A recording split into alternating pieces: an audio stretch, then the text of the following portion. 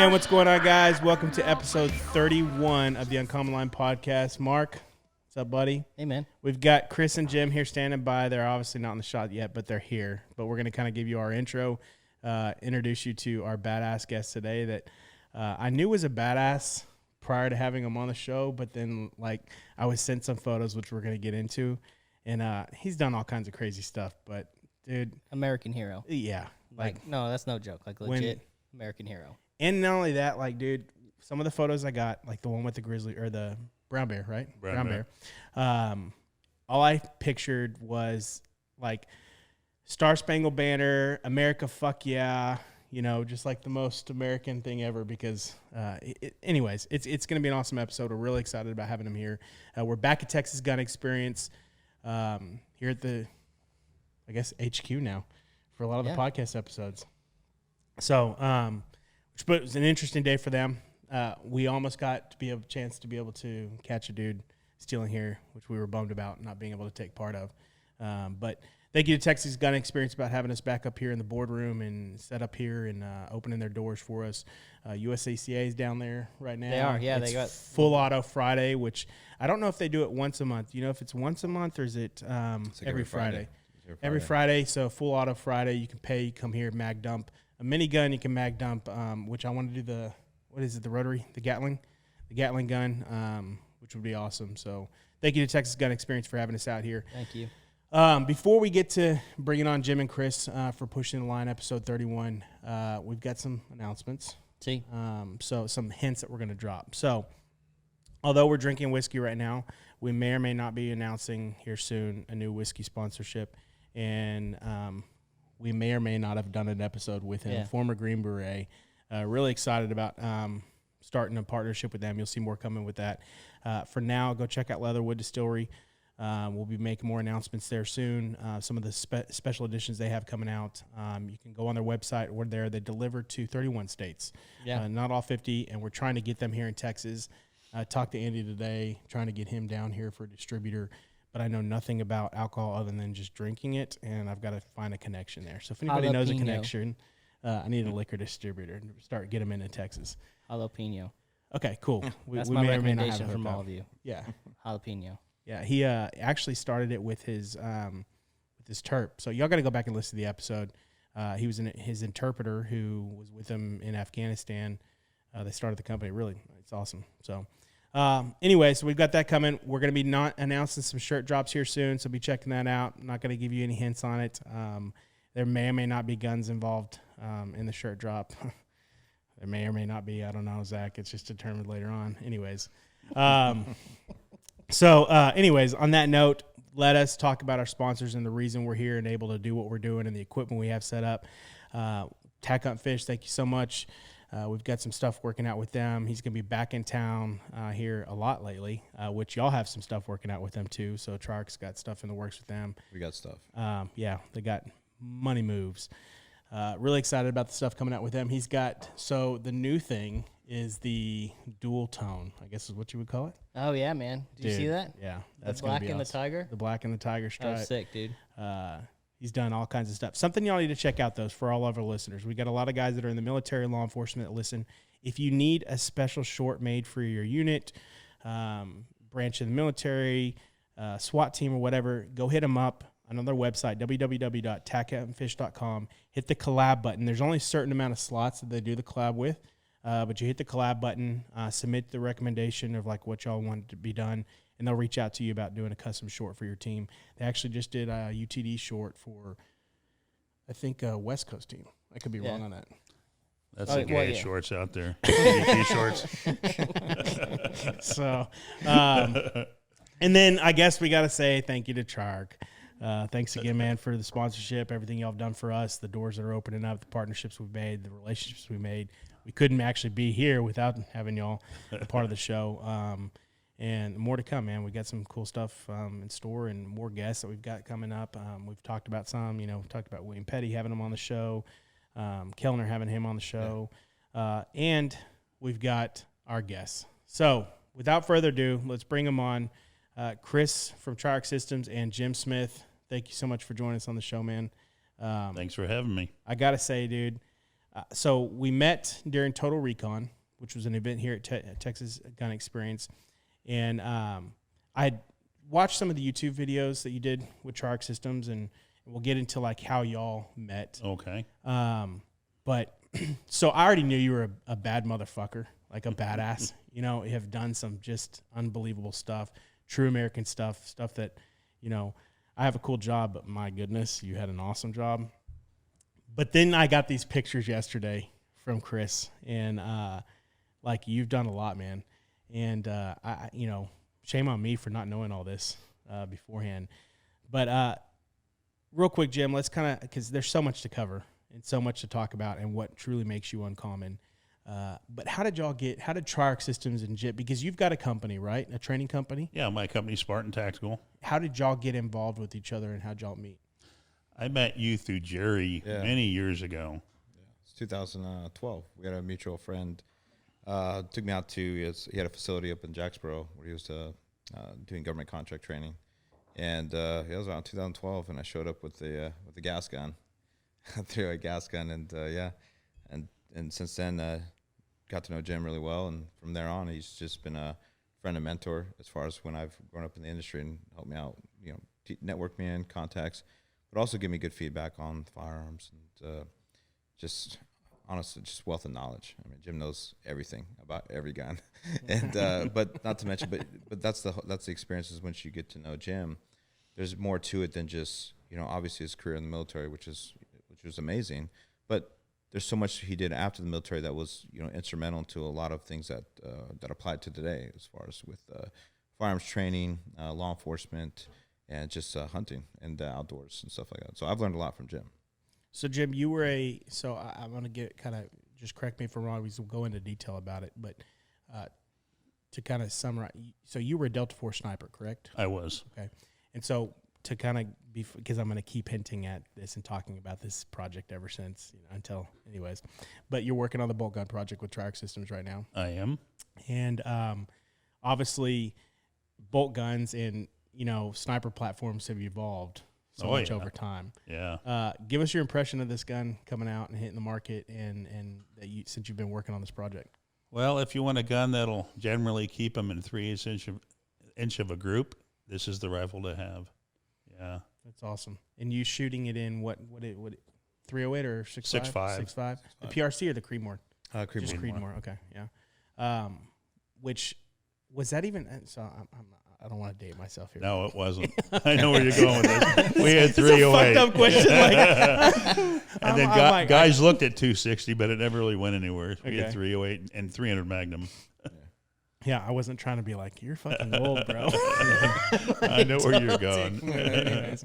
All right, so, you know, y'all have met, and now we need to backtrack to where, you know, we were talking about American and where we are today and what it means to be uncommon and why we're sitting here with you. Besides everything you've done, you know, your identity as a man and as an American is rooted in history. Mm-hmm. So much of everything you've done. So kind of walk us like where you grew up and why the military and how you got there. Well, I grew up in Southern California. My dad was a police officer for San Diego. He loved the mountains. So from 5 years on, we'd go out backpacking in the mountains. And kind of a unique story, back then you couldn't buy good gear. So he would make our gear, our backpacks and different things we used. And so that gave me a love of the wild spaces, you know. And I told you earlier I wanted to be a guide in Alaska. And I was going to a junior college. Life was just kind of like high school. So I thought maybe I'll join the military for 4 years, get some money for college, you know, do something difficult, something fun, and then come back out and go to college and finish my degree. But I enjoyed the military, so I stayed 20 years. Yeah, but something you said when we were talking before we started recording, and you was like, you know, some people like, I just want to join the military. You were like, no, I wanted to be a ranger. Yeah, I want to do the most difficult thing I could. So why that? And did you identify that prior to going in? I think you said you did, right? Yeah, I'd seen the movie Apocalypse Now, and I'm really dating myself when I say that. I see the helicopters coming over the crest of the hill right now. Wop, wop, wop, wop. Yeah, exactly. Insert music. We'll edit that in later. Yep. So I saw that movie. I went to a recruiter. I want to be Special Forces. And they said, you know, we're not taking guys off the street to be Special Forces. I got something better. You're going to be a Ranger.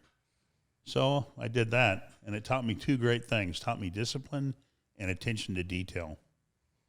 So you went in to the range. So back then, because what is it, RASP now?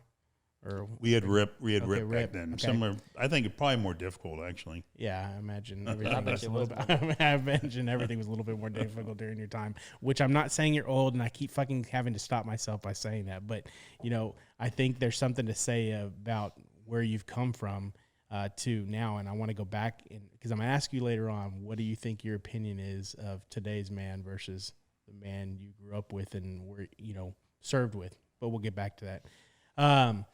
So you go into the Rangers, and obviously service, I assume, was rooted from your father, right? Probably so. At the time, I didn't think about it, but years later, I think about it, and I think so. Yeah. Yeah. And what is his background besides law enforcement? Like, did anybody else in your family serve? He actually joined at the very end of World War II to be a fighter pilot. The war was still ongoing. He was 17. His parents signed for him to go in at 17. He actually started to go to flight training, and the war ended. Really? So he went over as a radio man in a bomber. Wow. That's crazy. Yeah, that's awesome. So when we talk about going in as this Ranger, obviously you get your billet? Are you going straight to? You went to boot camp, then did you go straight to? I guess Airborne selection, school. Airborne school. And then from Airborne School, you actually go out to the 2nd Ranger Battalion back then and go through RIP in the battalion is what it used to be. And then how long were you a Ranger before you went into Delta? Oh, I was in the Ranger Battalion 4 years. I went up to a school in the mountains teaching mountaineering. From there, I got stationed in Germany to ILRPS, International Long Range Patrol School. And that school was administered and run by the 22 SAS, the British equivalent of Delta, if you will. And so those guys asked me, Jim, why aren't you in Delta Force? You should be in Delta Force. And I told them, well, I'd been in a recruiting briefing years ago, but I wouldn't qualify yet because I hadn't been in the Army long enough. So they actually called back to Hereford, and there was a Delta guy doing an exchange with them, their home base. They found out the procedure for me to go, and they said, here you go. Here's everything. You need to go. And so I went through the initial assessment and selection and found myself as an assaulter initially and then a sniper later on. Because Rangers wasn't hard enough. Because that was like, I want to do the hardest thing, so let me do this. Now, I'm going to play dumb because, I don't know, but is that the equivalent to the unit? Like, is that what people refer to as the unit? That is the unit. Okay. Yeah. I'm kind of giving everybody this history because I want to, and you can chime in here whenever you want, Mark, but I'm just listening to an American. Oh, yeah, dude. And there's way more that we're about to get into, so hold on. So you're in Delta, and I'm going to reference Mogadishu, and what year was that? 1993. 1993. Okay, so Black Hawk Down, everybody's seen the movie. So for those that didn't serve, Black Hawk Down, everybody's seen the movie, which I'll get into because I would like your opinion on, do you think that was an accurate representation of what happened? But the actual name of the what happened, and kind of talk to us about how long you were in before, like how long were you in Delta before that happened? I was in Delta, I believe, 4 years before that. We went over there and did that mission. Okay. And set the tone of kind of like what happened and what led up to that. Well, the UN went in early, and we're trying to feed the people. There was a famine going on. We were worried that I think already 300,000 people have starved, and we were trying to the UN was trying to distribute food, and this one clan was taking the food and prohibiting them from doing that. So a mission came down. It wasn't peacekeeping; it was peacemaking. We had a list to capture or kill these individuals that were hampering the UN's efforts, so that then they can start feeding the people. Okay. And so, obviously, who all is sent over there to do this peacemaking? Normally I couldn't talk about it. This mission was so long ago, and it's been in the news, so I can. It was my squadron at Delta Force, and then one of the companies of the Rangers. And then we had, of course, air support, TF-160. And so you're a sniper at this time. And I'll go to my question of the movie. Like, a lot of times I always like to ask guys that were there at situations and they make a movie. Like, do you think it captured I mean, obviously it's not going to be able to capture everything, but do you think they did a decent job or good job of the incident? Well, the movie was wrote from the screenplay from the book, and the book had a lot of inaccuracies. So it captured the setting, what it looked like. It captured the equipment, but very often the storyline was abbreviated or non-existent to what really happened. So it kind of captured the flavor, if you will, a little bit. So if you can, man, I want to talk first off the photo you sent of him with the pig. Yeah. So in the movie, they shoot this pig, right, and they're roasting it. Was that you that they based that off of? Yeah, I orchestrated all the hunting myself and Cliff Wilcott, the chief pilot for TF-160. He was a hunter too. We'd been eating tea rations, a canned ration, and it sucked. And we wanted some real meat. Fuck that pig over in that general area. We're meat eaters. So, and it was great training for our mission, you know. Yeah, sure. You're all heads up on intercom, the pilots calling out targets. So, yeah. Yeah, I wish we could have some training and call it target practice by. Just do some pig hunting from a helicopter. What do you mean? We can set that up. Yeah, let's do we that. know somebody. Yeah. Yeah. Jim and I have been up there. It's cool. As soon as I got that photo yesterday, I was like, and we'll post a photo on Instagram and stuff, and it'll be one of the things. But I saw that, and I was like, he's got to be the guy, you know, that was in the movie and shooting the pig and stuff. And so, anyways, so to me, it's one of my favorite movies, you know, just because, and I had read the book and stuff, and so I always like to know how close of a representation of the book and the movie and everything. But obviously, kind of talk to us about what happened. And this isn't your first action at that point, right? Like, this isn't your first mission set where it's just chaos, right? No. I mean, we'd been there, I don't know, a couple weeks to probably a month. It was kind of funny. When we got called out for that, I was on the top of Oahu shooting wild goats. You know, they had a program for federal snipers to take them there and eradicate these wild goats that were eating these endangered flowers. So we're at the top of Oahu in the middle of nowhere shooting these goats, and then our platoon commander comes down, recall, we've been recalled. So we actually had to hurriedly pack. A Black Hawk shows up, pack everything on that, go down to the Marine base, pack everything, fly back to Delta, and start the actual mission planning for this mission. And so we're talking Hawaii, right? Hawaii, yeah. Okay. So you're Hawaii to Somalia. You're having a really rough life in Hawaii, hunting pigs. Yeah. Wild goats. Wild goats. Don't mind me. Yeah, don't mind me. I'm not doing anything. Nothing to see here. They called him on one of those cell phones. So. I can't make any more references like that. He'll fucking kill me. All right, so y'all get your work up to go on this mission, right? What information y'all getting before you even touch down there? Like, I mean, did y'all realize how bad it was prior to getting there? No, I mean, if you look at intel gathering over the ages, intel wasn't very good. We were told there was 100 hardcore fighters, so all mission planning was done on that. And then we requested key components of equipment we normally had, and the Clinton administration blocked that. Sure. Yeah. So. We won't get too political just yet. Yeah. Okay, so you load up, y'all are headed there, and the mission that happened when the helicopters go down, the Black Hawks go down. What was like? Y'all were trying to capture somebody, right? Yeah, we were given a hit list of capture or kill, Adid and his lieutenants and his whole tier of leadership, if you will. And so you're a sniper, and so walk us through kind of, because I'm sure this is fresh in your memory, along with a lot of things. Yeah, I don't want to get into the exact mission planning. Right. But basically, my mission was to circle the target and interdict any targets coming in, threatening our guys on the ground.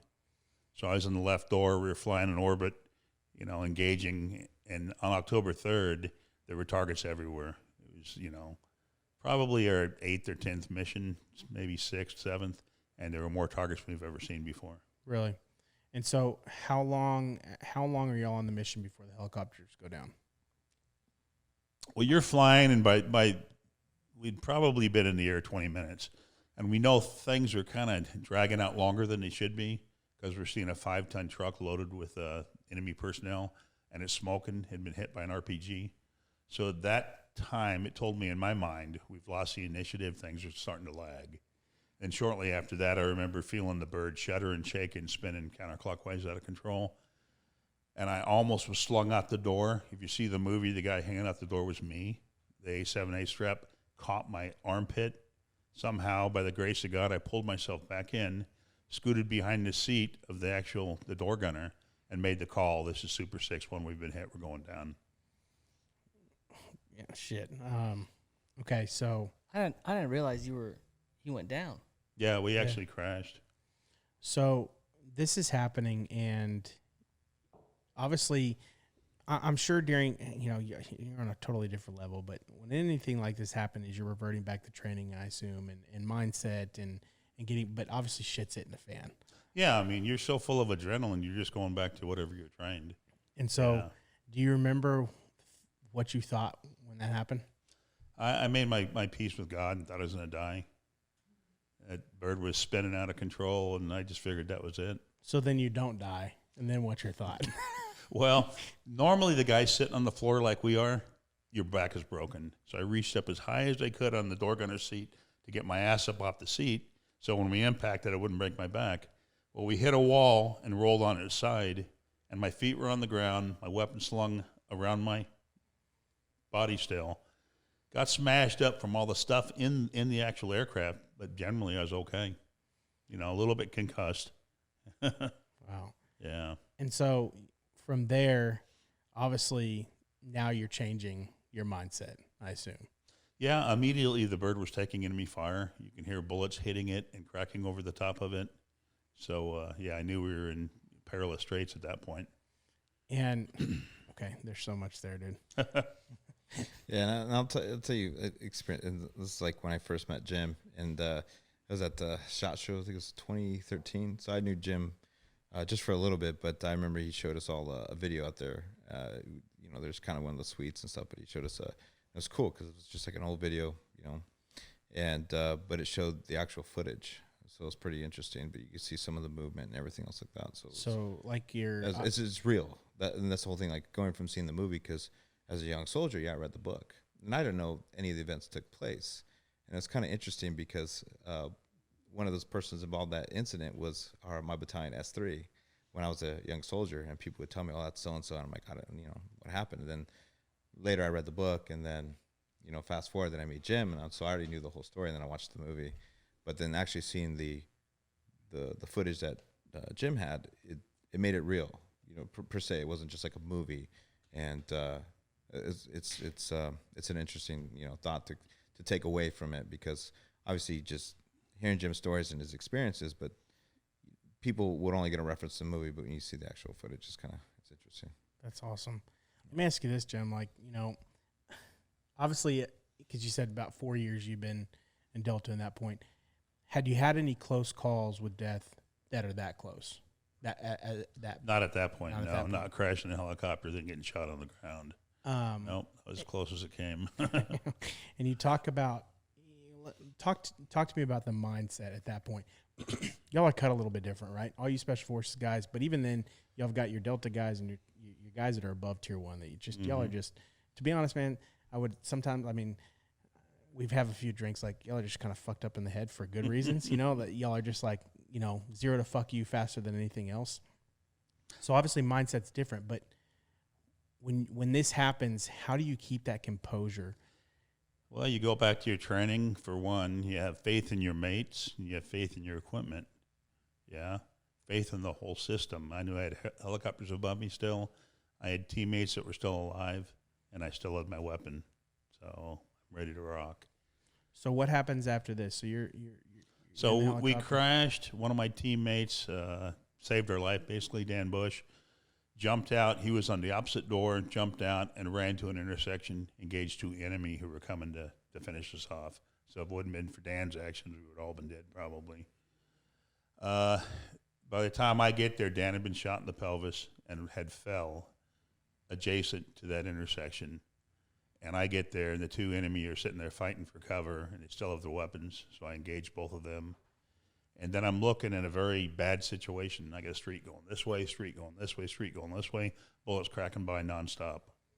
I love how that's when you point out, like, I'm looking at a bad situation. Like, as soon as that helicopter started shaking and doing that, that's when I go, I'm looking at a bad situation. Like, once again, it's like the Jonas episode. Like, you fought halfway down this fucking mountain and you don't have a gun. And that's when you realize, oh, shit's hitting the fan. Like, the helicopter crashes and he's like, I'm worried about this right here.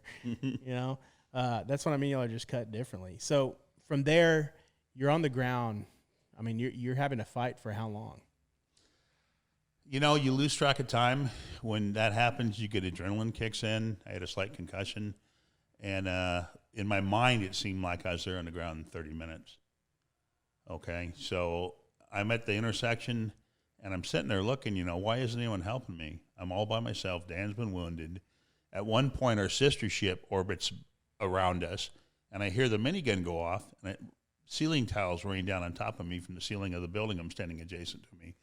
Well, a good friend of mine almost killed me because he saw Dan laying there, and you could tell it was Dan, saw a gun barrel sticking out, and he started engaging me with the minigun. That's like the third time I almost die.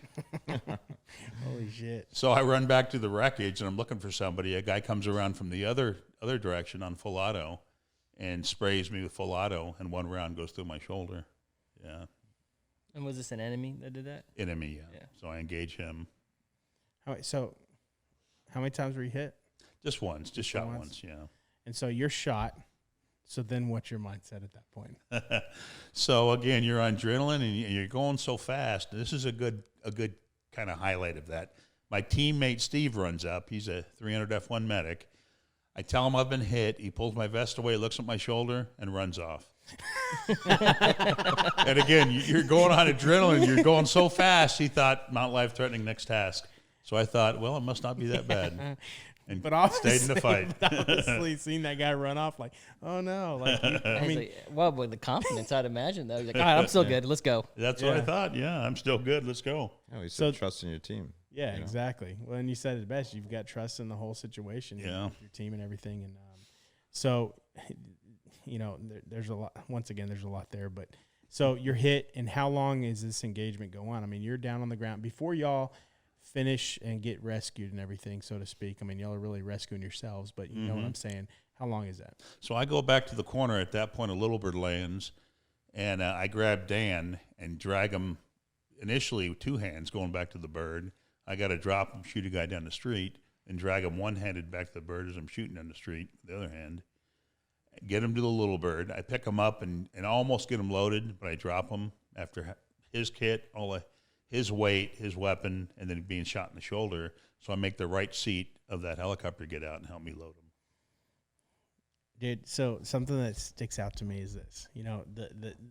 We talk about pushing forward, right? Yeah. And there's not, I mean, obviously in y'all's realm of individuals and, that's, to me, that's and correct me if I'm wrong, but is that common? Like that, y'all are all cut that way, right? Yeah. I mean, you just got to look at the task and find a solution and fix it. And so when this is happening, you go down, fuck, I almost died. Cool. All right, let's get up and fight. Let's rally. Cool, I just got shot. I'm, on this three-way. All this is happening. And to me, there's something more than just the training that pushes you through to the next thing that pushes forward. I've taken you've thought about that and like try to identify that or have identified that? It could be a selection process. You're really hammered in to be the quiet professional, but there's a very extensive process to pick a guy for the unit. So it could be some of that. It could just be the will to be the best you can be. I don't know. I think you're just a bad motherfucker because here's the deal. So your Rangers, that's not hard enough. Delta, that's not hard enough. And then you leave Delta, or you're in Delta how long? I was there 6 years. 6 years. And so that you get out at that point? No, from Delta, I actually, before that or after that, I don't remember the timeline. I actually went and became Special Forces too. Went to the Special Force qualification course. So were you like bored there? No, it was for promotion more than anything. Yeah. Right.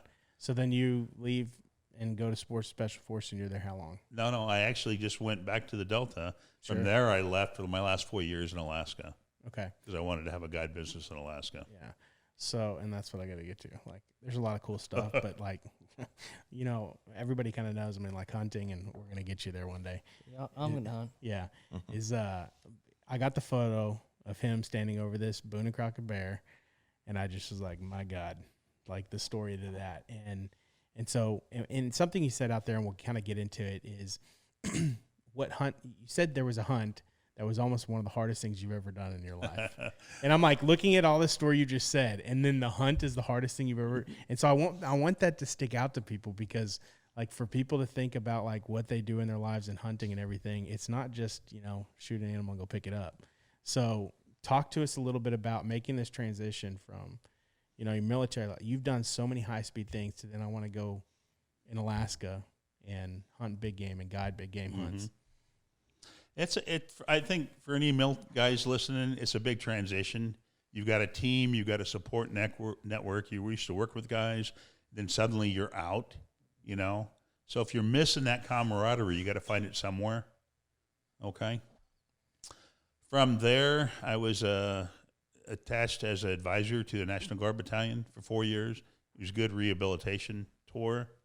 And then I, at that point, became an apprentice guide for 3 years and then established my own guide business. So did you grow up hunting? I actually didn't. I grew up fishing. Really? We hiked the Sierra Mountains and fished at all these remote lakes, but my dad didn't hunt, so no. How much of your military time, first off, do y'all need a refill? Sure, why not? Pass it over. Good whiskey. Yes, it is.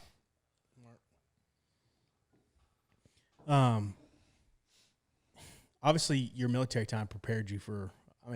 People don't understand. I don't even understand, because it's one of my dream hunts. How hard a true Alaskan hunt is. Thank you, mate. Yep.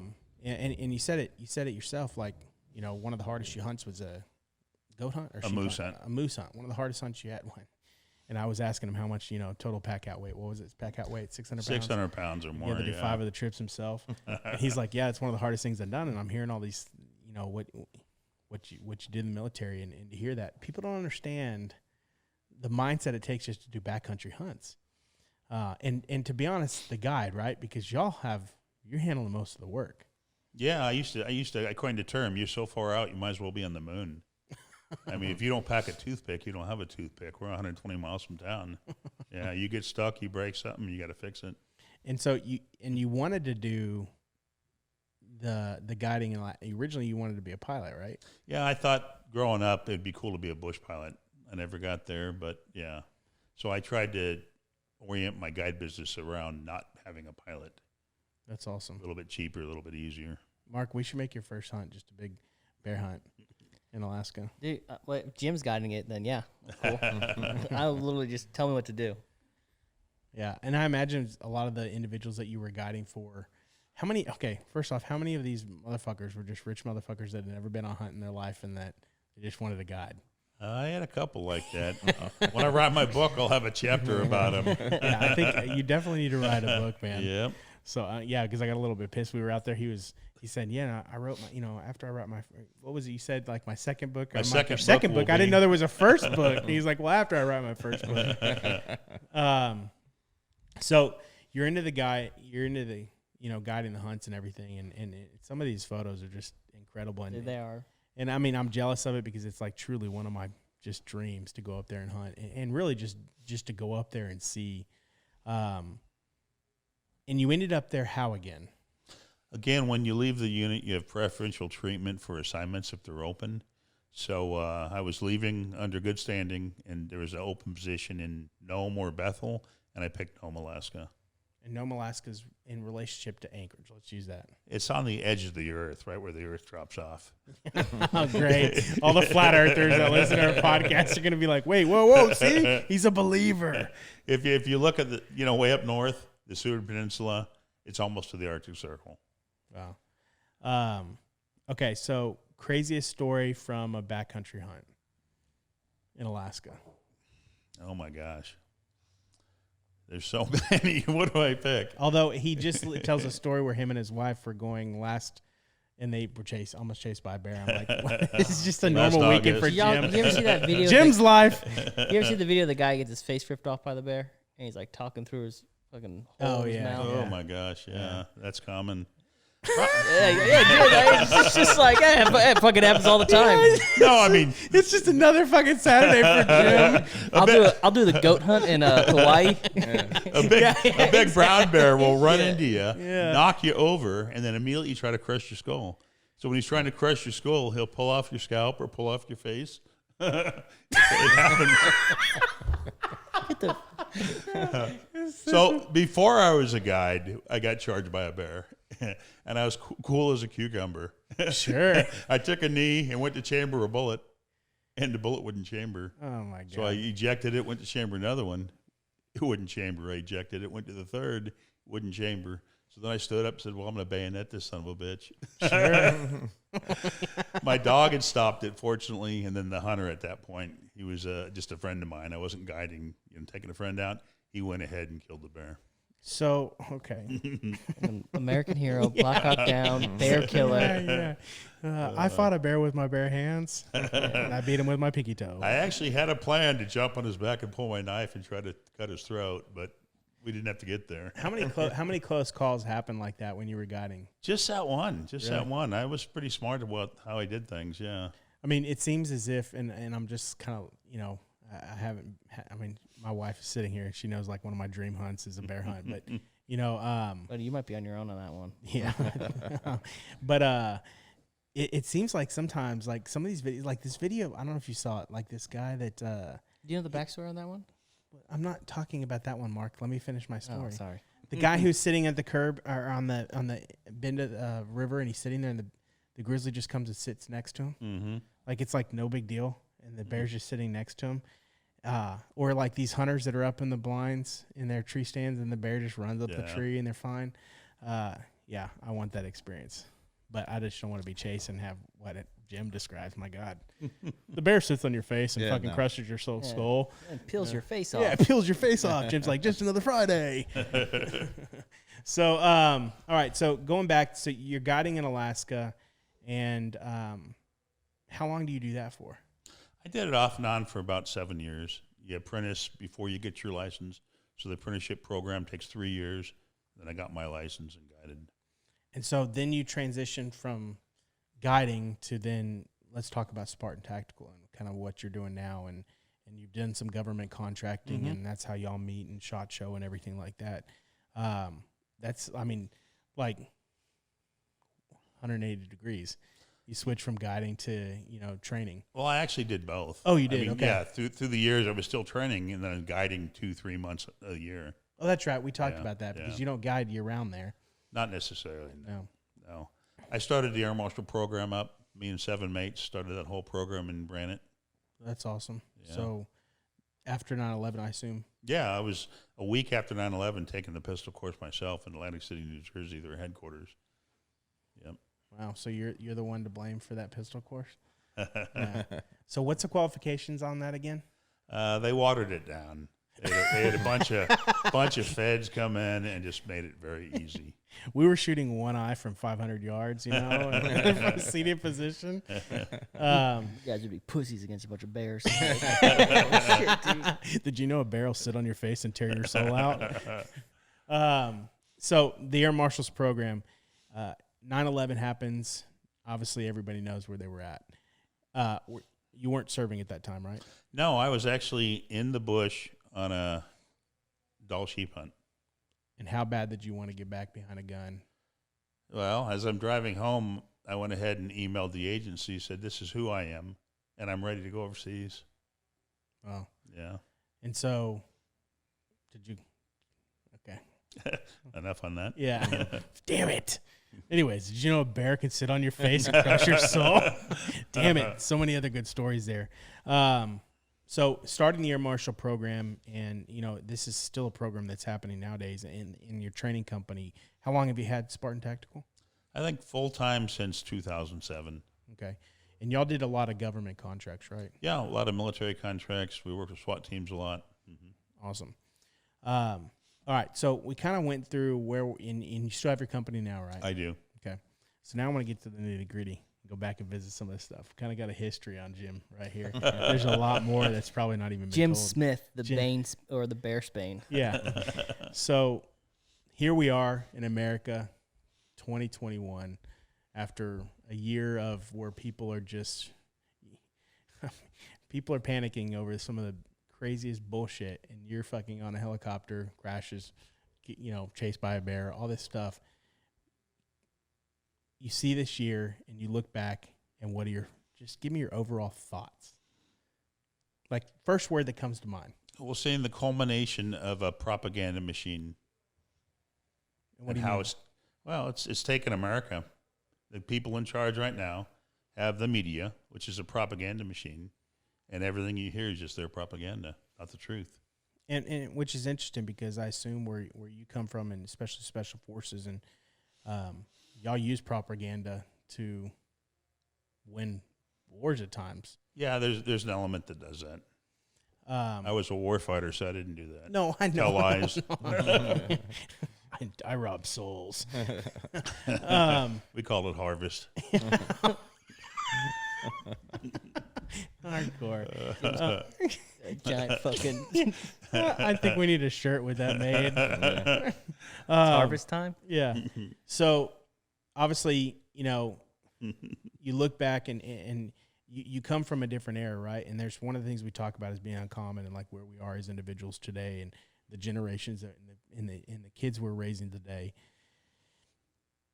Talk to two young fathers and tell us, what do you think, based on your experience and true warfighter and seeing an American totally different elements, like what would be your biggest advice? You got to get your kids out doing stuff. I mean, children are protected, coddled. We don't want to work them too much in the garden. We don't want to do this. We don't want to do that. They got to get out and experience life. They got to make mistakes. Be showed what the mistake they made and how they should have done it different, whether it be work, whether it be play, whatever. That's the biggest thing today. Kids have helmets. They have knee pads. They're protected. They never do anything other than online. Yeah, they need to get out and crash a bike. Good. Get out and break some stuff. Yeah. Yeah. Yeah. There's many times. I mean, and, I get hit upside the head sometimes, I think, but it's just like, no, let them fall. Let them fall real quick, Yep. And, but then it's my daughter, and I feel bad. Like my son, like he can go and, like I let my jump off the roof. Go ahead, buddy. He'll be fine. My daughter, I'm like, don't jump off that 1 foot step. She needs to do that too. Yeah, though. I know. My sister broke her arm when we were kids climbing a tree. Did you break it? She broke it. Yeah. I thought Jim broke it. No. Jim's like, learn the lesson. Survive. Survive, motherfucker. Chris, what about you, bro? Like, summarize this crazy world we've lived in for the last year. You've heard his stories and everything, and you come from a background. Like, summarize it. Summarizing it, I mean, I agree with Jim on that sense. It is a propaganda machine. And I don't know where, it's kind of hard to trace back where it started, where it came from, or what pinpoint why did everything change. But he's right. Nobody wants to, obviously, experience anything, or nobody wants to go through anything hard. And you have to.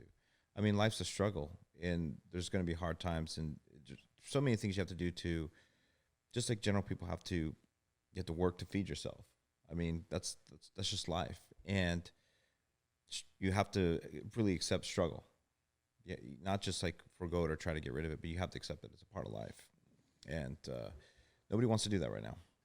I mean, there's always that chance where you're not going to make it, or but it's one of those things. One of the statements is like, if you don't earn it, it's not valued. Yeah, that's 100%. So if you keep giving, I agree with that. if you keep giving, 100%. you keep giving, and you don't earn it, well, you're not going to value it, and you're just going to keep taking because you're not going to appreciate what you have.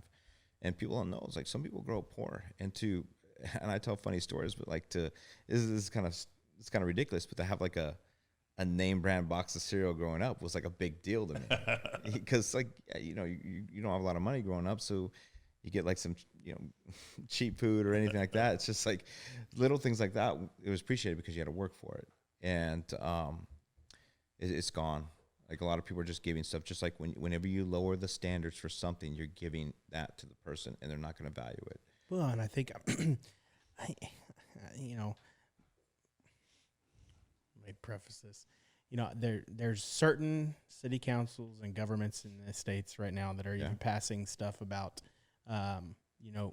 certain tax brackets getting paid more, and y'all know what I'm getting at in this sense. And well, okay, I go back to, look, you want to talk about police reform, right? Okay, cool. We need more training, 100%. You want less use of force? You want more squared away? You need more police training. You want to fix some of the inner city problems? Quit giving them fucking cash, right? Yeah. Equip them to work hard and give them the tools to work, because once we give it to them, right, it's just like nothing's valued. You've given it. Why do I want to work harder? Yeah. You're just giving it to me. Well, teaching people to be self-reliant too and not depend on anybody, that's a big deal. And to not depend on, an overall bigger umbrella, because like I said, then again, though, you're not going to try as hard because like it's always going to be there. So if I don't work out, or I could just quit because it's always going to be there. Nobody's going to have. That's where the whole thing, like pushing forward. There's like nowhere to run. There's nowhere to go to. So you're going to have to do it, no which way or another. Yeah. And nobody's teaching that, because if you want to be successful, or you want to, the simplest way, like have nice things, so to speak. Well, you got to work and earn it. It's just nothing's for free. Yeah. And that's it's something I've learned over the years, and even in the military too. It was tough. Like there's some point in times when you accomplished a really hard task, it was very rewarding, and you want to be the dude in the corner that couldn't make it, just miserable and depressed on himself, and not feeling like they accomplished something. So that was like a hard lesson learned when for me growing up. But yeah, it's crazy, man. We see it a lot. Yeah. Jim, did you learn more from your failures or from your successes? I didn't have any failures. I was like, this motherfucker, he's a bold motherfucker. No, I had some failures. I learned a lot from failures. But again, I didn't have many. Ranger school, I got recycled. But other than that, I generally planned for it, worked hard to get there. Even selection it was difficult, but not super difficult. Were you an athlete? Yeah, somewhat. When I grew up, somewhat. Yeah. I was a bit dyslexic, so football was difficult, all the different plays. But I fought through that, and yeah. I just hit people. I just hit that guy with the ball. Wow. So here's the thing that I notice about individuals that are cut from your caliber. Y'all look at failures and successes different than a lot of other people. Your failure may be a success. Is that true? It's true. It's true. Where does that come from? Because and I get the training, right? But to me, there's something more, basic. Like, there's a mission mindset. Yeah. Don't you agree? Yeah, I agree 100%. Finish the mission no matter what. So if you have an initial failure, you're going to continue till you actually complete the mission. Yeah. Accomplish. Okay. So you may look at, I'm trying to twist this back to what I'm saying about, where we are as a country. And chime in here, Mark, because you've been so quiet. He's scared about the Bears. Yeah. He doesn't. You're the one sitting closest to the gym. I've got protection. I'm texting him pictures of bears. Yeah. I just realized both our guns are over there. But I totally fucking lost my train of thought. But anyways, going back to where we are as Americans and looking at, a lot of times we look at stuff and we're like, we failed, right? But maybe there were successes amongst that failure, right? Do you think we have trouble as Americans identifying failures or successes?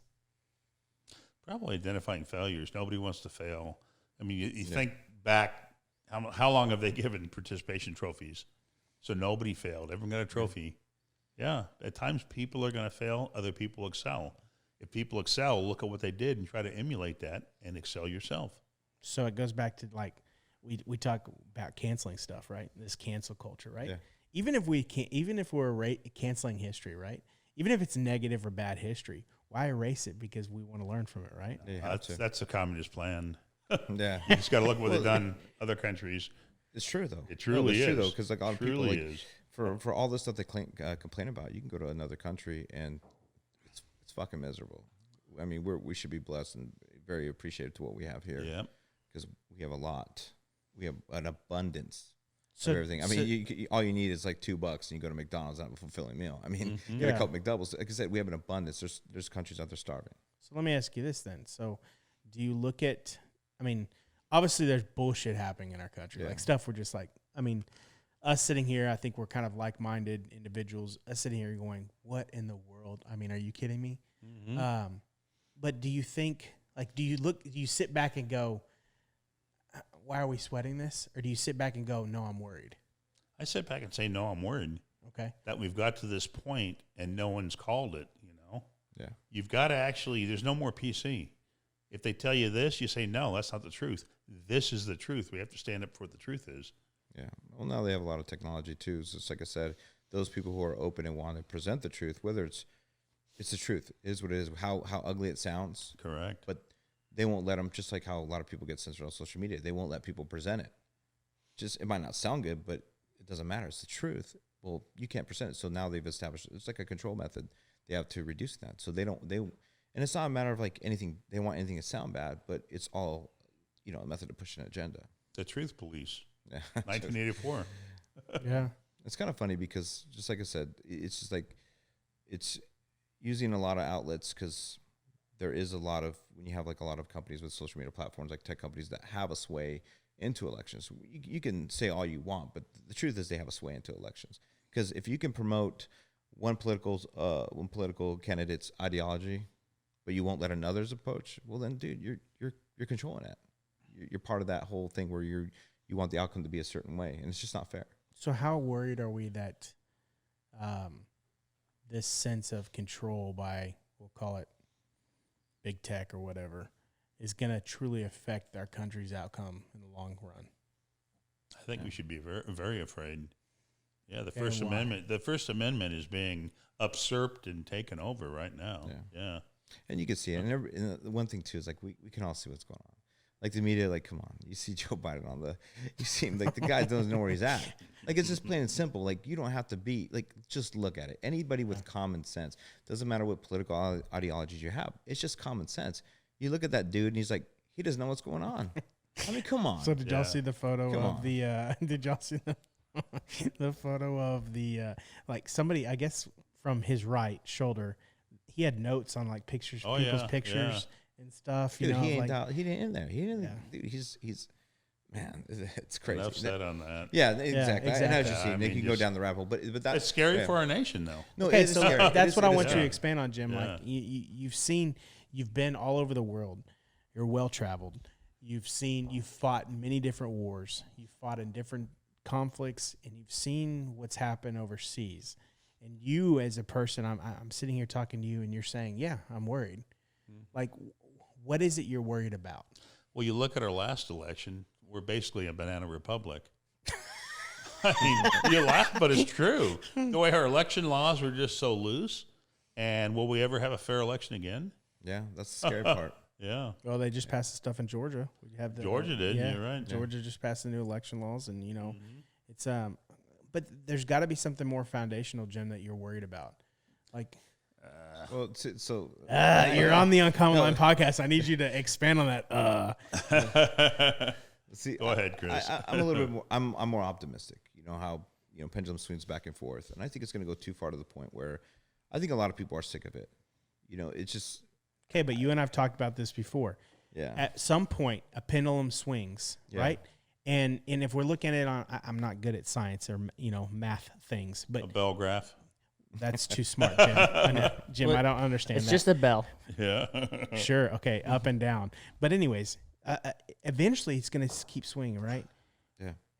At some point, we're going to tip this where it's not going to swing back. It's just swinging amongst these points, and then we've forgotten about our past. Well, true, but I think for us, like, we need to be smarter, because if they can market their ideology, well, we can market ours. That's the whole thing. It's just like you got to play that same game in the sense of in a smarter way, because we have access to it multiple ways. There's obviously different platforms, everything else like that. And just like we're doing this podcast, it's just another method, and people are going to listen because it's going to get to the point where they can shut people down, but pretty soon they can't do it to everybody, and that stuff's going to keep getting out, and that's why I think it's going to swing, because there's a lot of unknowns. And I said this many times before. There's another unknown is now a whole bunch of people got guns now. That's another unknown. Yeah. Mm-hmm. A Very whole true. bunch of people got Even guns, more dude. now. Even in the more past now. last year. Even which more is a now. good thing. And there's a reality checks, because even the whole new demographic gun owners, they got them for a reason. And whether they want to admit it or not, they're worried about their own personal protection. because they can be cheering for the same side, but they realize that same side don't give a shit about them. So they got a gun. And we had plenty of those dudes come in our shop when the riots were kicking down in Dallas, buying guns and buying ammo, and didn't know what to do with it. And I mean, all we can do is refer them to, you know, places like here, Texas Gun Experience, say, go get a class or take a class. Please take a class. Okay, For the love of God, take a class. Okay, cool. I'm glad you opened. So- I'm glad you opened that up. So let me ask you this: so we have 6 million new gun owners, I think, or Yeah, maybe this more. There estimation, may be yeah. more math that estimation of gun owners, and so we'll say 5 million new gun owners since March of 2020. Do you believe that a new gun owner should have training prior to taking ownership of the gun? Again, you're inhibiting someone's rights Yeah. by training, so I would say no. I would say yes, they need training, but I would say equally as important to research the Second Amendment and why it's there. It's there so that we can counter a tyrannical government trying to take us over. I mean, you read the Founding Fathers' writings, it's really clear why we have Second Amendment. Yeah. Not for hunting, it's not for sport shooting, it's not for individual protection, it's protection against the government. Yeah. So And I agree. That's 100%. Yeah. That's 100%. So you, okay, so that's interesting. The reason I bring this up, there was a conversation that may or may not have happened in the background this week from somebody I was talking with. So two things. I can't bring up the first because they're going to know, and I don't want to bring that drama That's up. But fine. anyways, the ownership of a gun, and so here's my thing. I would never tell you need to have to training in order to carry the gun, right? I would encourage it, right? Are we Of on the same course. page of Oh, encouraging? yeah, Okay. 100%. Okay. Yes. Do you believe that encouraging that training is inhibiting the core values of our Second Amendment? No. no, not at all. I don't think it's smart to get trained. Okay. It's smart to get So trained. so obviously we're on the same opinion that having a Second Amendment is a foundational right. Like there's Yes. no ifs, ands, or buts about it, No. right? So you got to go back to the founding language. What does it say? A militia. A militia is an organized, trained group, right? Right. So the Second Amendment, they were thinking way back then that people should be trained, organized to counter. And promoting that organization. Yeah. Yeah. Because that's the best way you can ever put it. It's Well, just right there. It's just like and I it said, is true a because- well-regulated militia. Well Correct. regulated. It's trained. Correct. Yep. So when you buy these, when you exercise your right and you buy these firearms, training's a must. Yeah. It's just because, like I said, just like a car, I mean, I would like to learn how to be a better driver, but that's the whole thing. Like, yes, get your firearm, get that peace of mind in your hand first, then go train with it because it's yours. What are you gonna do? Train with somebody else's gun? You're buying a gun right off the bat. Like now you selected your firearms, now go train with it. Okay, so let me ask you this then. So let's use Texas, for example. Is our, and I'll explain why I'm asking this, but our concealed handgun course, right? We've all taken it, Yeah. CHL, right? CHL, I mean, yeah. So we all have CHLs, even though we're cops, we have CHLs, right? Do you think that's too easy of a test for the right to carry? I don't know. I would say no. Yeah. That's probably the minimum training necessary. Yeah. But again, who are you talking about? You got to look at the whole spectrum of people who want to carry.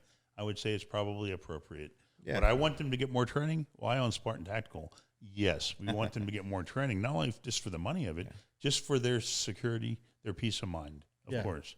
But I think that's probably appropriate. And plus that training too is just going through that course. You're shooting a target. It's right in front of you. Yeah. And people are getting the concealed carry for obviously personal protection. So yes, and I agree with Jim. It is adequate. There's a lot of people that don't believe it's adequate. Well, of course, There's a lot of people that want stricter, and there's a lot of conservatives that want a stricter course. test to prove that, hey, they're not just going to freaking pull a gun when they shouldn't pull a gun, right? Yeah, but some people who want the firearm, and that's the whole thing about concealed carry. In my this is my opinion. I want people should be comfortable on how they carry, whether they want to carry it on their body, whether they want to carry it in a bag, or whether they want to just carry it in the car. Like that's their decision to make, how they feel comfortable with it. But just like Jeff said again, yes, it's adequate. You will learn how to shoot a target. You have to get all your rounds in the target. So you are exhibiting firearms handling, safety, and you have to hit the target. Well, if the person's in their house and wants it for personal protection, are they going to do it Are they gonna feel safe with it? Of course. So anything more than that, well, they should seek out training. So anything more than that, I wonder, do you believe it as it's restricting the Second Amendment?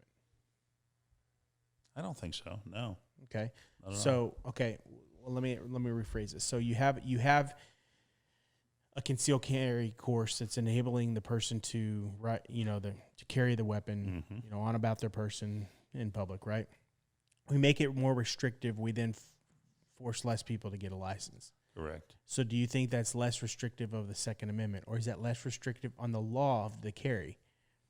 It would be more restrictive on the Second Amendment. See, I would look at cause and effect. Okay. How many people who have had a minimal amount of training, what's mandated, get into trouble, have problems? It's a very, very small number. So it tells you cause and effect. Do we need to make more training? Probably not. Would I like to see more training? Maybe so. But again, I don't want to inhibit anyone from getting the right to carry. Cool. Does that make sense? Yeah. That's interesting because And after all this whiskey, I'm glad I'm still articulating. no, it's interesting. Okay, so let me ask you this one, Mark. Are you gonna chime in at all? Dude, I'm just waiting. Are you still scared of the Bears? Yeah, no. F them Bears, man. Okay, so let me ask you I'll this. chime in when it's ready. I'll ask this question. So, your concealed carry. Do you believe in carrying one round in the chamber? I know. Of course. Do you know what I'm asking this about? This isn't Israel. Okay. Yeah. Do you know what I'm asking this about? Yeah. No, do you know why I'm asking you this? Why? Okay, we'll talk off air. Okay. But anyways, I just don't want to name names or anything. INI, is it? Yeah. So carrying one in the chamber, right? There's a lot of people that believe it's appropriate that you don't need necessarily for a person that's not comfortable carrying a weapon, it makes them more comfortable by not carrying one in the chamber. What are your thoughts on that? It's their own gun. They can do whatever they want with it. Okay. That's my stance. If they feel comfortable not carrying a chamber, but they have it on them, yes, there's an additional risk where you don't have time to chamber it, but that's on them. And as long as they know that, or take training to make you feel comfortable with the firearm. Very mature answer. Yeah, I agree. Similar. I mean, again, I wouldn't let my hunters carry around in the chamber when we're hunting. What's the threat? A big brown bear. What's more the threat? The guy behind me with a gun pointed at my back all day. So interesting. But again, if they feel like they're not comfortable, but they need to train, so maybe they're in a supermarket, there's shooting going on, they step behind an aisle, go ahead and pull the weapon, chamber the round, and they're ready to actually deal with the situation. Okay, so you as a training company, you use that on a firearm company, would you encourage? No. What do you mean encourage? Would you encourage it to carry one in the chamber? Oh, one in the chamber. Oh. Yeah. Yes, it would. Okay. I encourage people to do whatever they want to do. Yeah, That's me. I'm a big believer in that because that's the whole No, thing. I agree. know. And I don't to be honest, disagree with you there. I'm but very surprised from by a the training answers I'm standpoint, getting. But you're a I want trainer. to train them well enough, Right. where they feel comfortable. Right. Yeah. You know, I'm they're very protecting very the family. surprised by the answers I'm getting. To be honest, very surprised because one of the first. So when this happened this week, and we'll talk off air.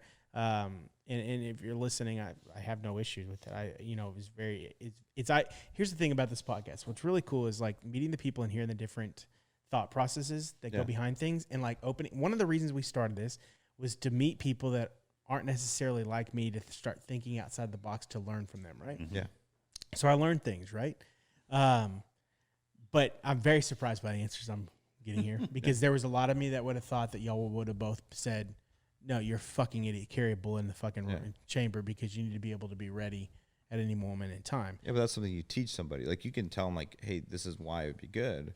But that's the whole thing where it falls in the realm of like, and I experienced it, and it's like one of those things I say in the farms. Everybody's an expert, and people always want to sit there and say, you need to do this, you need to do this. Well, dude, just tell people options and tell them why, but don't sit there and make them do something because then you're trying to be authoritarian. I don't like that shit. Yeah. Because if I had a rookie that came to me, I mean, am I wrong? If I had a rookie that came to me and was like, "Yeah, I didn't carry one in the chamber," That's different. Well, I know that's different. It is That's different. a It is professional position. It's different. And I'm just being honest because when I first heard this, I was like, "What?" Yeah. Like, There's an army in the world that does that with a pistol. Yeah. Doesn't chamber one. But it is different What because, like army I is said, I don't want to talk about it. but there's Because if it's Israel, those motherfuckers are just crazy and they can do whatever they want. but it's different though, because like I said, the different setting, right? And you're a professional capacity. I'll tell you what. No, like, I 100% Yeah. agree, but I'm even talking like, and maybe it's the way I've been trained. The first thing, and I'm being honest, like the first thing I thought, I was like, are you kidding me? Yeah, but Like, I mean, you've got training companies that are talking about this, and then I sit back and I look back, because I took a step back and I go, okay, but I see your point, right? well, but then and Jim's more expert than me on this, but some things like every time you leave the wire, I chamber the fucking round because the environment's different, right? We don't live in a war zone, so some people might not feel comfortable with it. It's the whole thing. I want to talk on that. Yeah. So I live in a neighborhood that's never had a crime occur in it, and I've got little kids. So probably there's higher incidence of one of my children being harmed by my firearm. Maybe that should be locked in a safe or put somewhere secure. You follow me? Where everyone thinks you got to be locked and cocked and ready to go. In my house, probably not. And when I had little children, I kept my stuff in a safe. Really, I would have thought you had like everything duct taped in other areas. And, No, that's I'm a interesting. badass. I don't need a He's just firearm. saying he doesn't need a gun. I took a toothpick. I took his used to be. soul. A pencil. Yeah, he's actually got this club with bear claws on it, and rip your face off. You hit it. But you know what I'm saying? It's got to be Time by for the individual. harvest. Yeah. Yeah, Their situation. yeah. No, To Chris's point. I'm glad, because like one of the first things, and a lot of times I take judgment from a position of law enforcement, right? We're trained a little bit different. We do. Oh, yeah. But then it's like, I took a step back and I go, yeah, you're right. Like cool. If that's what they're comfortable with, Yeah. and here's the fact of the matter. Like, if that means that's what you're comfortable with, to get a gun to make sure your family is safe, do it. Yeah. You know? 'Cause at least they have it. Yeah. At least they have it. And there could be an opportunity where they won't have time to. They'll learn from that. There could be an opportunity where they have time to, but at least they have it. And they've taken that first step of being able to carry it on them. And so, and then that's the whole thing is us. As far as like a manufacturer, trainer, even friends who own guns, like just giving the advice, take training. You need to feel comfortable with that, especially if you're carrying it around. Yeah. So yeah. So training in today's world, has it changed a lot? I don't think so much. We have a lot of new shooters coming from training. My company deals with new shooters and just teaches them as people. We don't say, "Oh, I'm so and so. You got to do it this way." No, we teach them. Yeah. My job is to educate them the best I can in the time I have available. Yeah. Do you think you've evolved as an instructor over the years? Oh yeah, guaranteed. Yeah. My operations manager John Fish would say, "Yeah, I used to go crazy and get frustrated. Now I'm just more chill, more relaxed." I'll tell you a funny story. So I first met Jim. Do the introduction. Jim was really nice, but Jim would ask me a question, I'd answer it, and then he wouldn't talk to me for like another 2 hours, and then out of nowhere ask me another question. They want to talk to me another question, because we're talking guns, right? Well, you talked about that before. Yeah, I told you, it just kind of was like, holy shit, like, am I being tested? Because it's so much knowledge, but Jim was very direct with this question, and it's just more of like a knowledge base, and it's kind of awesome, because I think about this is 2012, it's a long time ago, but I think until now, to when we started the Bullgun project, and then Jim and I would go out and do testing. But the cool part about it, and the cool thing about Jim as an instructor, is that he's very personable, and it's not a matter of like he's telling you what to do, but some of those days where we're testing the Bullgun, he's teaching me stuff as we're doing the testing, and it's just it's some of the best times I've had, because there's mentorship, which is lacking extremely, and that's another problem too, is mentorship's lacking. But we'd sit there on that platform, shoot a couple rounds. He'd teach me some stuff about the scope, everything, and talk about life, shoot the shit, then go back, shoot some more. And it's a whole day just spent of shooting, interaction, and just, life lessons, all that good stuff. And man, I walk away just feeling like I learned something. I get to talk about stuff, get some of the stuff that's bothering you off your chest, get some advice. And but I think you need to give us some bolt gun and then mentor us. We need some me know. mentoring. Yeah. We need some that's mentoring. but Jim, but that's the whole thing. It's like he's got all that knowledge over the years, but also seeing how everything has changed throughout those years, because from what he's trained, from what he's learned to what he's teach throughout the years, and I mean it's constantly evolving. But Jim's smart enough to know to where he can adapt to those changes or see them coming or implement new changes. Well, the mentorship has been a big facet since the start of my company. We want to come in there and just grab people and mentor them and make them, whether they be a professional, law enforcement, military, better. So they're teaching somebody in 10 years thinking about what they learned, or a civilian just thinking about, that guy taught me so much. He was so caring, he listened to me. Yeah, that's really important. I think there's a lot of people that are, let's face it, there's a lot of people, and it's hard for me to grasp this sometimes. There's a lot of people that are intimidated by this whole process, and they don't come from, I haven't done what y'all have done, right? But come from a different line of service and a different way of service. So there's a lot of people that just haven't come from that background. So sometimes, selfishly, I'm thinking a little bit differently, and I'm like, well, why does this intimidate you? But for a lot of people, it's intimidating, right? And so I think as instructors, like taking that baseline of where you're at as an instructor, make sure that you're creating that lasting impact to where they want to then teach others. Correct. Right? And that's why I ask you, do you feel like you've evolved as an instructor? Because there's a lot of instructors, man, you may ask, that would say, no, I've been the same instructor today. I think they're the ones that are fucked up. I think those are the ones that are wrong, right? I've shot shooting matches, and the ROs are just really a dick at some of them. And it's like, you'll never forget that guy. That guy's not doing a service for the match or for you as a shooter or anyone, Yeah. No, Mark. What would... Hey, guys. Hello. Hey, man. As always, I like to be quiet, and I just like to listen. And truly, this is we talk about mentorship, and it really is one of the biggest Foundations. not foundations, but one of the things that we lack, not just in law enforcement or anything, but as a society, we've gone away from so much. So like getting to do these podcasts and talking to people like you, legit true heroes. It's a mentorship time, so I'm like selfishly just sucking it all in. But as we talked about so much over here, but it's like the old saying. It's like hard times create, hard men create good times create weak men create hard times again. Yeah. And I think that's the kind of foundation where we're finding ourselves in, again, with the stuff that we had talked about earlier. I was gonna say something else. Oh, that's what I was gonna say. One, Jim, and I truly miss. Thank you for your service. Thank you for whether you realize it or not. And I think just in this moment, for myself too, realizing like who you are, and in my life, like being part of Black Hawk Down, like 1993.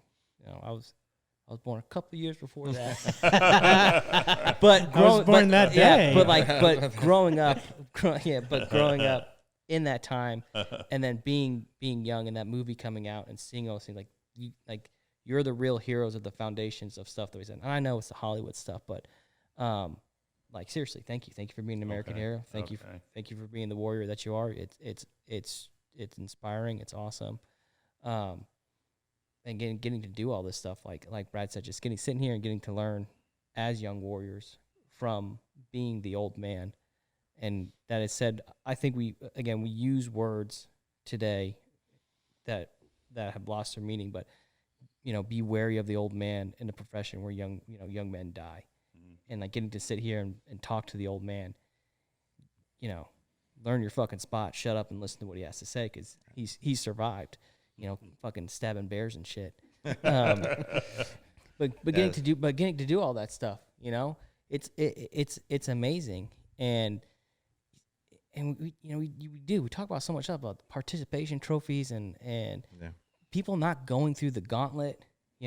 That's the one thing I think about all the time. Like, nobody wants to go through the gauntlet anymore. Nobody wants. You got it. Nobody wants to suck. Yeah. And the thing that sucks is there might not be a prize at the end. The prize at the end just might mean you fucking made it. Yeah, or you made it, or you don't want to be that one dude. Yeah, that's it. There's nothing else. There's no high fives. There's no nothing. It's just that, fuck, dude, I made it. Yeah. And then in that time, all you're doing is you're building your character, you're building your battle scars, and you're building that reputation. So when the time comes for you to be tested, and someone goes, "Man, who the fuck are you?" Like, "Hey, motherfucker, this is who I am. Yeah. Here are my scars. Here's what I've done. Here's what I have. Like, I know a thing or two, and you're wrong." And speaking, we talked about speaking the truth, and that's one thing we talked about on the first thing me and Brad talked about on the podcast is like we operate in the truth. Mm-hmm. Like no matter how, great the truth is or how grim and like shitty the truth is. shitty the truth is, like you have to operate in the truth. Like that's it. It's the truth. If you fucked up, you fucked up, man, and you have to be held accountable. You know, And that's the part of it too. Is when it comes to that, it's that it's gonna be, it can be so bad sometimes that people just can't even accept that. yeah, that's it's it. Fucking crazy. pride and all this other shit where you people do all this stuff and getting to hear your guys' opinion on what a man is today and stuff and how we've lost and then truly how the man or the way that men are looked at today, how we've lost the heart of man, and being wild, It's like the old book Wild at Heart, Yeah. losing that wildness. We I think we've completely lost it. Yeah. You know? And people need to know the stories and stuff like that, because just like I said, like when I was a young soldier, like hearing about Yeah, it's Jim, rich. hearing about that story about Black Hawk Down, I was just like, what's that? And then when people started talking about it, it's just like, holy, it's one of those things where it makes you want to. When I was younger, it makes me want to do something more, do something better, and be a better soldier, because you're hearing about our military, getting into this conflict and people coming out of it and doing heroic stuff. I mean, the stories need to be told because it's inspiration. Dude, And I always think about it. These guys, you guys are history, and you guys are the heroes of history. And getting to sit down, and you get to talk to these heroes of history, and it's like they are like the Hercules. These guys are the Achilles. These guys are the 300 Spartans. You know what I mean? Like, and for me in my generation, the way that I grew up and stuff, it is like this. Like I remember where I was at 9/11. Like I remember exactly where I was. I remember getting older and all these things. I wasn't in the bush of Alaska. Yeah, But I was in in math class. You know what I mean? But you talk about the historic moments, especially for our generation. Like we've for our young adult life, we've only grown up in just fucking war. That's it. Like you're just like war. That's it. This is what we're supposed to do. This is what we're meant to do. And then you win. You come back and. Well, let me ask you this, I don't Jim, know. and this question is going to go for you too. I will give you a chance to think about it. okay, and give then me some of that real And quick. then we'll ask him our I'll take a little bit of this left.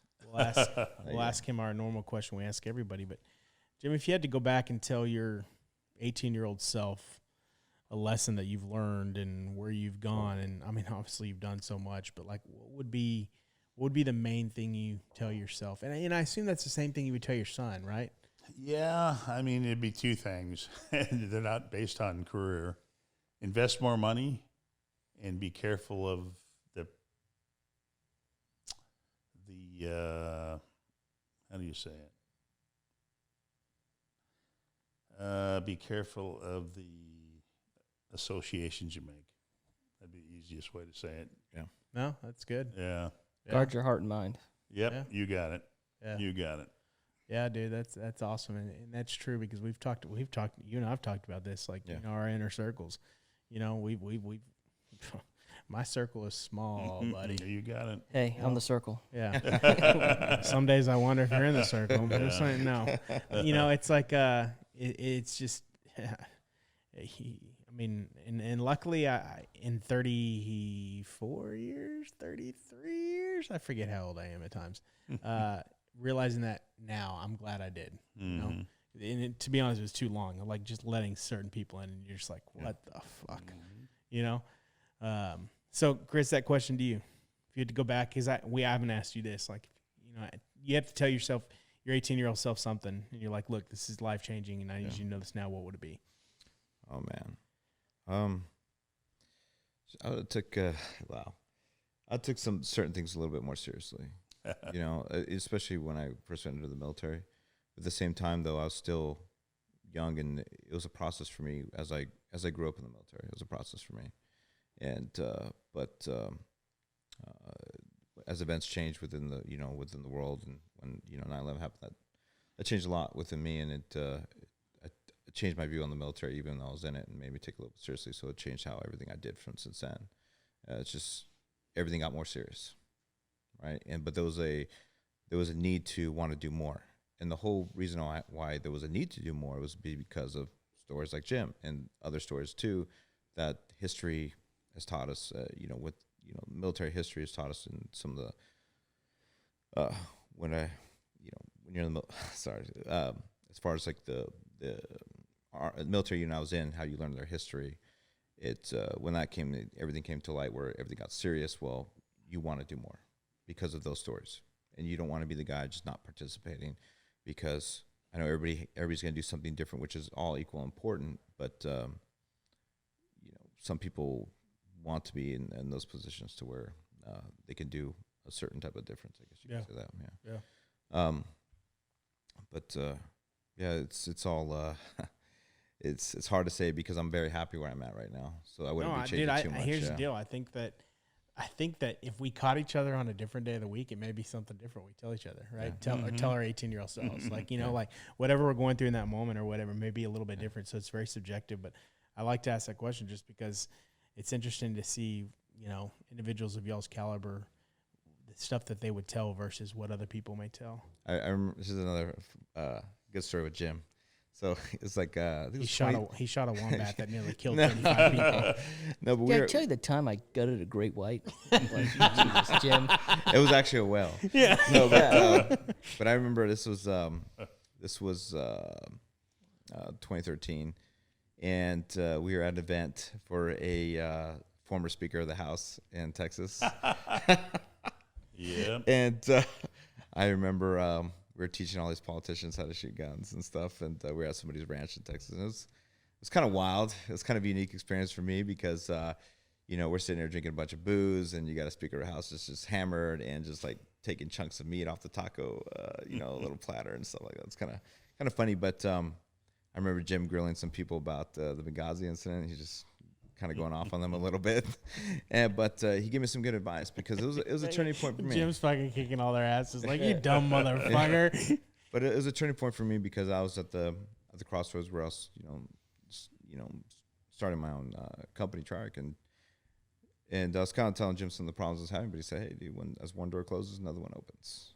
And I never forgot that conversation because it led me to where I'm at right now. Yeah. So yeah. Well, Jim, in closing, man, and first off, thank you so much for coming on here, dude. I hope we get to talk more and meet more. I hope we can go shoot the bolt gun, out of the range sometime. But actually, that'd be a good day. Yeah, that would be a really good day. Yeah, and a helicopter. Yeah. Okay. We can do that. Yeah, man. We asked this question. Mark, I'm going to let you ask the question. Okay. We asked this to all of our guests. Okay. I'm really curious to see what your answer is. Do I have to pee? Yeah. Yeah. We're almost done. It's the last question, ahead, bro. Last question. So in today's world where we find so much commonness and people just doing, this is the cool thing in, what does uncommon mean to you? And then what does being uncommon mean to you? Uncommon probably to me would be to not worry about PC, political correctness, and be the person God wanted you to be. Okay, the second portion of it. What is being an uncommon to me? So, yeah, to you. Yeah. So for me growing up, we didn't have TV. We weren't really wealthy, and where I lived, there really wasn't TV, so I didn't watch TV. I read a lot of books. And so I think books pique your interest to do something greater with your life. And I always wanted to get out and start living my life and doing adventures and doing just cool shit. That's why I joined the military. I've done everything I could. I climbed peaks in Europe. I did this, did the Hout route, skied the Iditarod, all this kind of stuff. Yeah. I went to Whataburger this week. Yeah. So No, just man, live that's life true. and enjoy it to the fullest. Yeah. So when you I gotta die, read- I gotta you can read look back more. on it. Yeah. And you can just say, yeah, I did it all. Yeah. Well, dude, you have done it all, my friend. We got to do more with this guy. No, it's a couple of years ago, we used to do this stuff remember every Wednesday we used to get the pizza and they go out to the range and just that was fun. yeah. We Okay, used to cool. Just, So shit when out. I'm down, you just let us know. Yeah. I'll bring the booze. Yeah. This is definitely a redo, by the way. Yeah. So, yeah, man. Seriously, dude. I'm not gonna put it. I mean, dude. Fuck yeah. I mean, the life you've lived is totally uncommon. There's so many other life lessons here we can get into and stuff. And thank you so much for coming on here, man. And it was an honor. And for those that don't know, obviously we've talked about it. You got to give us a little bit of where we can find you, your training company, your website. Drop that all now because you got to go train with this guy. You got to go invest in this this company and see what they're doing because obviously he'll shoot better than you. Well, on Instagram, the Spartan Tactical. On the web, www.spartantactical.com. Those are the two easiest.